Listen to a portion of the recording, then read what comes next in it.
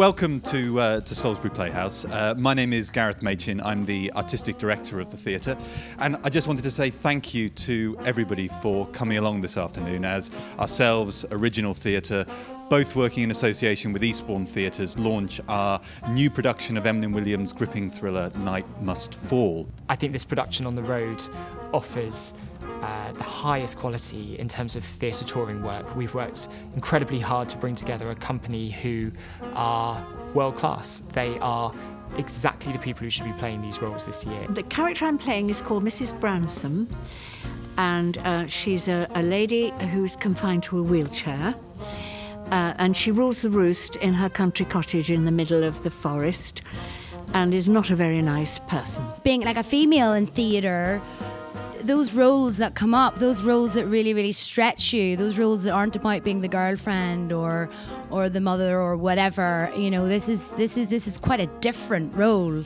I certainly haven't seen a role like it for an actress my age. It feels instinctively to me that it's coming from somewhere very personal to Emlyn Williams.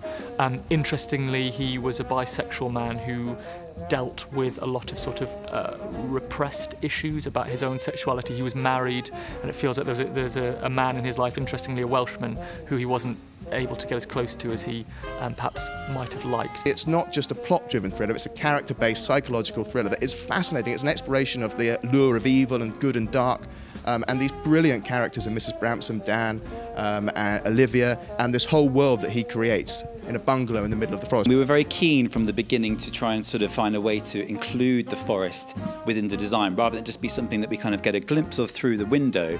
We wanted to try and make that a real kind of feature and a statement on stage. In terms of our design and the set and the physical production, I think people will come and experience something really special. I think Night Must Fall it is a special piece. It's not, you know, a classic whodunit. It's a psychological thriller. It's an important piece of English theatre.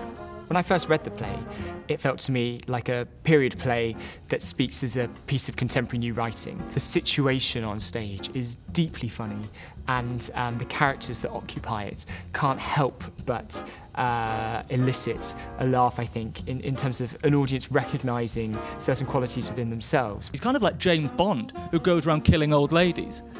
You know, like, you're meant to really love this guy, I think. It's the start of, I think, a time where we're going to see a lot more of his work coming onto the stages, and I hope that our audiences will come and engage with that dialogue that's surrounding that rediscovery of a fantastic body of work.